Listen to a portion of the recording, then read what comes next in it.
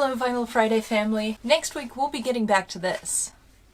A fact that I'm incredibly excited about. However, at the end of this week, my significant other and I will be celebrating our 15th anniversary with a great honking party, and I'll be feverishly preparing for that, so please enjoy the second half of the Vinyl Friday Happy Birthday Q&A special broadcast. The Beatles and I will see you here next week. Welcome back!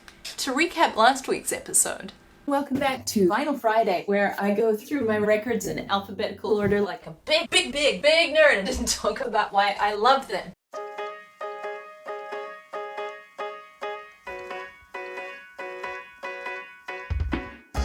This delightful nonsense has been going on for exactly a year. In addition, this humble channel is nearing 1,000 subscribers. Because of these two things, we're doing a very special Q&A episode. I'm your host, Fathom.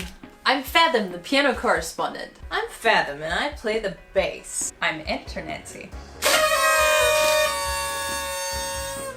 We'll open today with some questions about our relationship to music. Here's the first question. I always enjoy a story. What was your vinyl gateway? I love this one. One night when I was around 5 years old, my parents decided to put on a Beatles record. Actually, I'll go get it. It's this one. This very record right here. It's a very unusual collection. It's got all sorts of weird things on it, like P.S. I Love You. P.S. I Love You. Next to Baby You're a Rich Man. Baby, you're a rich man. Baby, you're a rich man.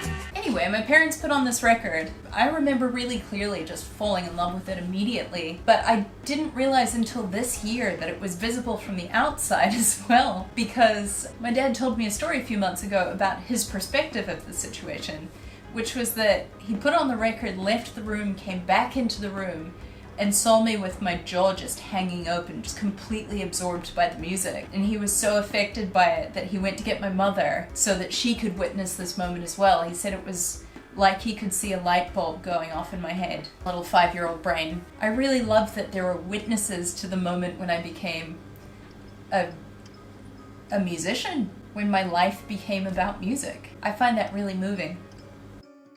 If you could magically gain some musical or vocal ability that you don't currently have, what would it be? I feel like with most musical skills I could gain or improve or perfect them through practice. But the human voice, to an extent, feels immutable. You can work on it through vocal coaching, but like, let's say you're learning to play guitar and you're playing on a really low quality instrument. You can upgrade the instrument, but with singing, your instrument is physiological. You can't upgrade that. You have what you have. So while I have made my peace with what my voice sounds like, I would love to be a stronger singer, and I would especially like it if I had a little gravel in my voice. Did you know she sings? I had no idea. What's your desert island LP? In case you're unfamiliar, this concept is that you are on a deserted island and you can only take one album with you. What is that album? Janelle Monáe's Arcandroid.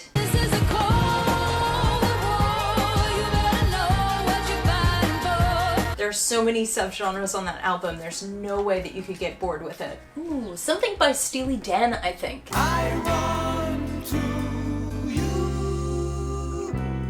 They were very detail-oriented, so there's always a lot to tease out of every album. I think Hejira by Joni Mitchell. No regrets, Coyote. Because every song tells a rich story. Speaking of stories, let's explore some questions that are not about music. What have you been reading recently? As it happens, I didn't study music at university. I was an English lit major. Oh, here we go. I'm getting a cup of tea.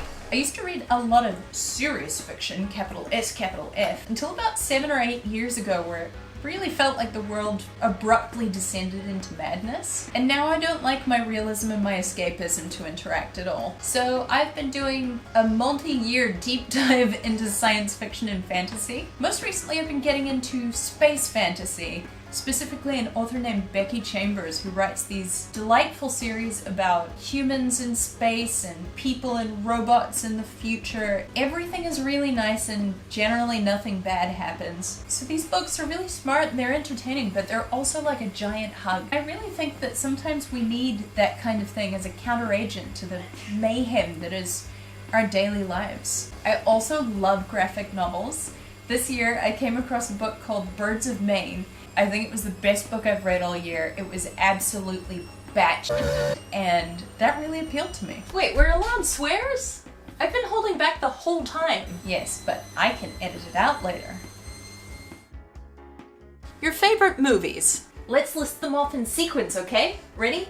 Go! Hair, Labyrinth, Hook, Across the Universe, Kevin Smith films, so like Clerks, Mallrats, Dogma, Jay and Silent Bob Strike Back, Jersey Girl. I have a complicated relationship with Chasing Amy. Well, seeing as you got to make a sub-list, I'm gonna say the Beatles cinematic universe, including Yellow Submarine, excluding Let It Be. And obviously, The Wizard of Oz. To close out, some of you lovely people have asked specifically about our music. Here's some questions about the Fathom catalog. What is in your personal discography? We release original music with the band Tweed, and then as a solo thing. Tweed has put out an album called Highbrow Blues. Almost in Mexico, don't let me go.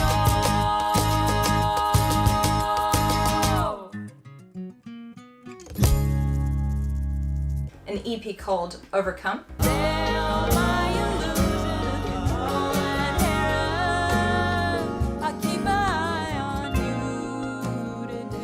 With Fathom projects, we write and record and perform all of it at home and then release it into the universe. Fathom has put out an album called The World to Breathe.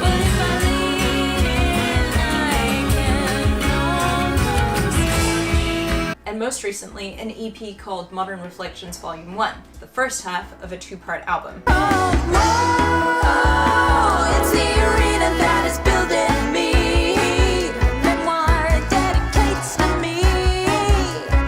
I have made a playlist especially for this occasion called Enter the Fathomverse, and I have sequenced it so that it has good emotional flow. So for the 5 or 10 of you who might listen and are into this kind of thing, it was my pleasure. What is your favorite Fathom song that you've written, / which one means the most to you?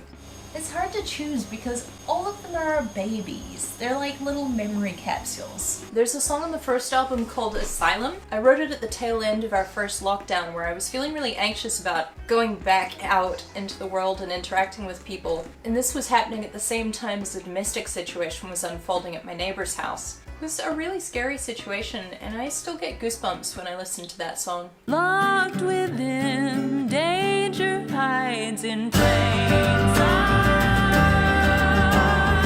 I like Beautiful Warning Sign because it's bonkers. Knocked out, picking at fears. I want to lose myself to the cool of light. I think I'll always love The World to Breathe. I'm always impressed by that one because it feels like it was written by something separate from me. A lot of musicians, I think, say that about certain songs that they've written, that they go into this sort of zone and then come out the other side and bop, there's a song. World to Breathe was one of those songs. Over COVID, over coping underwater.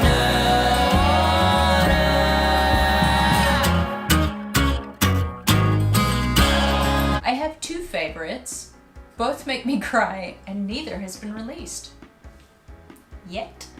Who is your biggest influence for Fathom specifically? Okay, so about 2 years ago, when we released the first album, I made a playlist called Inspiring the World to Breathe, in which I listed a song from the album and then followed it up with a bunch of other songs that I feel influenced the song from the album. Again, I think I went to a lot of trouble for something that may only reach 20 sets of ears, but I really enjoyed making it. Maybe someone else will as well. In any case, it's a sort of good cross-section of the kind of music that has influenced me. I'll leave a link in the description. Have And with that, we've reached the conclusion of our Q&A broadcast. A quick thank you to all of you who submitted questions that we all enjoyed pondering about on our way to sleep. A second thank you goes out to everybody who's made a donation to our Buy Me a Coffee page. As you can see from the intro, this little show has grown a lot from where it started, and your contributions help to keep it going. So massive thank you to all of you who have made donations. If you would like to support us and the weird things that we do, I'll leave a link in the description to our Buy Me a Coffee page where you are welcome to make a donation if you wish, but no pressure, friends. Thanks for hanging out with us. We'll see you here next week. Have a great weekend!